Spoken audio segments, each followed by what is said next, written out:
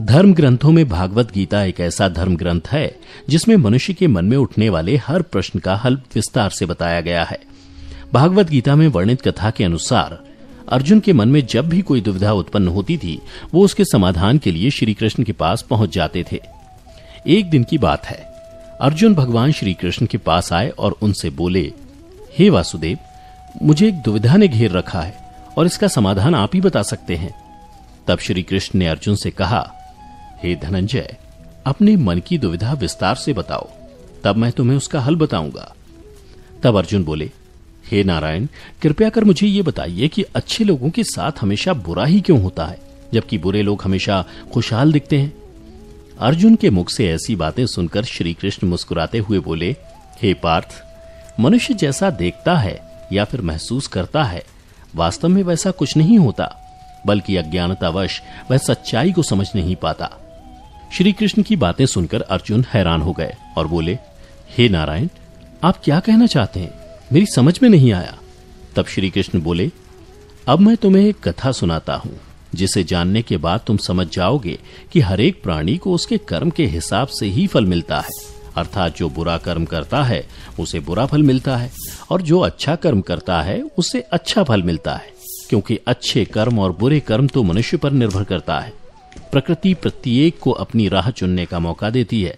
अब इसका फैसला करना कि वो किस राह पर चलना चाहता है, ये व्यक्ति विशेष की इच्छा पर निर्भर करता है। फिर कथा सुनाते हुए श्री कृष्ण बोले, बहुत समय पहले की बात है, एक नगर में दो पुरुष रहा करते थे। उनमें से एक पुरुष व्यापारी था, जिसके लिए अपने जीवन में धर्म और नीति की बहुत महत्ता थी। वो पूजा पाठ और भगवान की भक्ति में बहुत विश्वास करता था। चाहे कुछ भी हो जाए, वो रोज मंदिर जाना नहीं भूलता, ना ही दान धर्म के कार्य में किसी प्रकार की कमी रखता था। कुछ भी हो जाए, वह नित्य भगवान की पूजा अर्चना किया करता था। वहीं दूसरी ओर उसी नगर का दूसरा पुरुष पहले से बिल्कुल ही विपरीत था।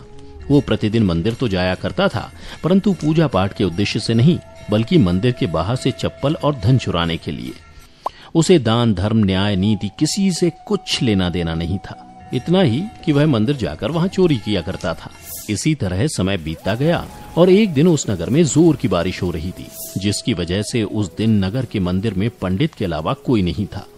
ये बात जब दूसरे पुरुष को पता चली तो उसके मन में ख्याल आया, अभी सही मौका है मंदिर के धन को चुराने का, और वो बारिश में ही मंदिर पहुंच गया।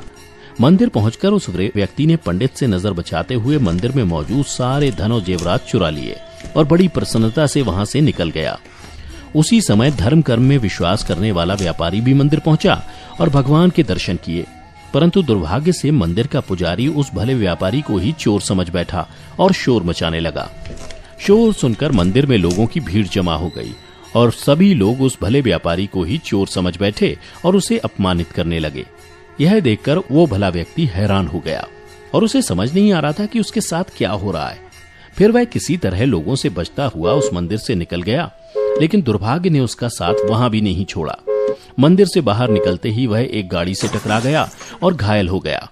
फिर वह व्यापारी लंगड़ाते हुए घर को जाने लगा। तभी रास्ते में उसकी मुलाकात उस दुष्ट व्यक्ति से हुई जिसने मंदिर का धन चोरी किया था। वह झूमता नाचता हुआ और जोर जोर से बोलते हुए जा रहा था कि आज तो मेरी किस्मत ही चमक गई, एक साथ वो भी इतना सारा धन मिल गया। जब व्यापारी ने उस दुष्ट आदमी की ये बातें सुनी तो उसे बहुत हैरानी हुई और क्रोधित हो उसने अपने घर जाते ही भगवान की सारी फोटो निकालकर फेंक दी और भगवान से नाराज होते हुए अपना जीवन व्यतीत करने लगा। कुछ समय पश्चात दोनों ही व्यक्तियों की मृत्यु हो गई और दोनों यमराज की सभा में पहुंचे। उस व्यापारी ने अपने बगल में उस दुष्ट व्यक्ति को खड़ा देख क्रोधित स्वर में यमराज से पूछ ही लिया कि मैं तो हमेशा अच्छे कर्म करता था, पूजा पाठ दान धर्म में विश्वास रखता था, जिसके बदले मुझे जीवन भर सिर्फ अपमान और दर्द ही मिला, और इस अधर्म करने वाले पापी व्यक्ति को नोटों से भरी पोटली, आखिर क्यों? इस पर यमराज ने उस व्यापारी को बताया कि पुत्र, तुम गलत सोच रहे हो। जिस दिन तुम्हें गाड़ी से टक्कर लगी थी, वास्तव में उस दिन तुम्हारे जीवन का आखिरी दिन था, परंतु तुम्हारे किए गए अच्छे कर्मों के कारण ही तुम्हारी मृत्यु एक छोटी सी चोट में परिवर्तित हो गई। और इस दुष्ट व्यक्ति के बारे में जानना चाहते हो तो पुत्र, दरअसल इसके भाग्य में राजयोग था, जो कि इसके दुष्कर्म और अधर्म के कारण एक छोटे से धन की पोटली में परिवर्तित हो गया। श्री कृष्ण अर्जुन को ये कथा सुनाने के बाद कहते हैं, पार्थ, क्या तुम्हें अब तुम्हारे प्रश्न का उत्तर मिल गया? ऐसा सोचना कि भगवान लोगों के अच्छे कर्मों को नजरअंदाज कर रहे हैं, ये बिल्कुल भी सत्य नहीं है। भगवान हमें क्या किस रूप में दे रहा है, ये मनुष्य की समझ में नहीं आता। लेकिन अगर आप अच्छे कर्म करते हैं तो भगवान की कृपा सदैव आप पर बनी रहती है। तो मित्रों, इस कहानी से यह पता लगता है कि आपको कभी भी अपने कर्मों को बदलना नहीं चाहिए, क्योंकि आपके कर्मों का फल आपको इसी जीवन में मिलता है, बस आपको उसका पता नहीं चलता। इसलिए मित्रों, मनुष्यों को चाहिए कि वह हमेशा अपने जीवन में अच्छे कर्म करते रहें, क्योंकि श्री कृष्ण ने गीता में भी बताया है कि किसी के द्वारा किया गया कर्म बेकार नहीं जाता, भले ही कर्म अच्छा हो या फिर बुरा। तो मित्रों, आशा करता हूं कि आप भी आज से इस कथा का अनुसरण करेंगे।